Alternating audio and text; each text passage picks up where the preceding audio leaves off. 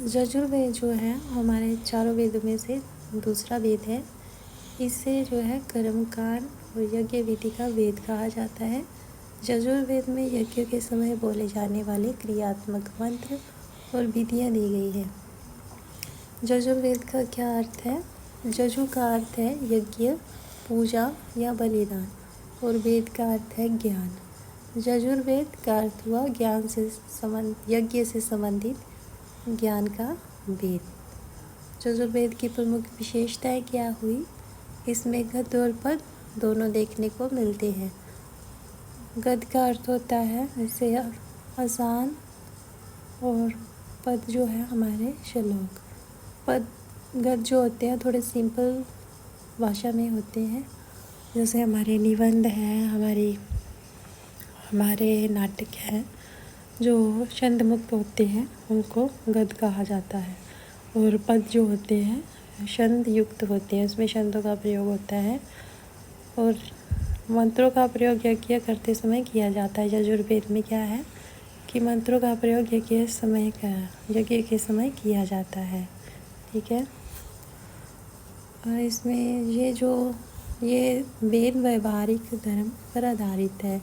इसमें जो है चीज़ें प्रैक्टिकल की जाती हैं, जैसे हवन हो गया, उस समय जो है प्रैक्टिकल किया जाता है। प्रैक्टिकल इस वेद को मंत्रों का यूज़ किया जाता है। तो आगे है यजुर्वेद के प्रकार। यजुर्वेद के कितने प्रकार हैं, इसको 2 भागों में बांटा गया है, कृष्ण यजुर्वेद और शुक्ल यजुर्वेद। कृष्ण यजुर्वेद में मंत्र और ब्राह्मण भाग जो होते हैं वो मिश्रित रूप में मिलते हैं, और कृष्ण यजुर्वेद जो है वो अधिक प्राचीन माना गया है। मंत्र और ब्राह्मण भाग जो है मिश्रित मिलते हैं। मंत्र भी और उनकी जो व्याख्याएं हैं वो भी साथ साथ में मिलती है। ब्राह्मण भाग का अर्थ होता है मंत्र जो कठिन है उनकी व्याख्या।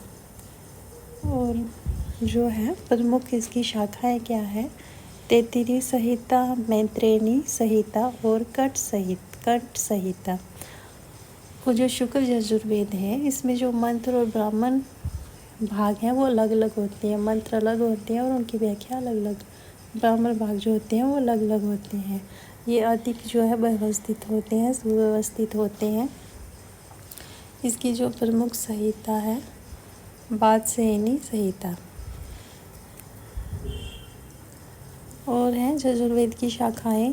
प्राचीन काल में यजुर्वेद की लगभग जो है 100 से अधिक शाखाएं थी, और वर्तमान में ये प्रमुख रूप से कृष्ण और शुक्ल यजुर्वेद ही उपलब्ध है। यजुर्वेद से संबंधित जो हमारे ग्रंथ है वो है शतपथ ब्राह्मण, तैत्तिरीय ब्राह्मण। ये जो ग्रंथ है ये यज्ञ, कर्मकांड और दार्शनिक विचारों की व्याख्या करते हैं। इसमें जो है कर्मकांड जैसे और यज्ञ की विधियाँ हमें देखने को मिलती हैं। ये 2 शतपथ ब्राह्मण है शुक्ल यजुर्वेद से संबंधित अत्यंत जो है महत्वपूर्ण ग्रंथ है। यजुर्वेद में जो वर्णित प्रमुख यज्ञ हैं वो है हमारा राजसूय यज्ञ, अश्वमेध यज्ञ और वाजपेय यज्ञ और अग्निहोत्र यज्ञ। राजसूय यज्ञ जो होता है वो राजा जब जो शासन ग्रहण करता है उस समय किया जाता है। और अश्वमेध यज्ञ जो है वो घोड़ों से संबंधित है, कि घोड़ों को जो अश्व होते हैं उनको जो है यज्ञ करके उनको बाद में स्वतंत्र छोड़ दिया जाता है।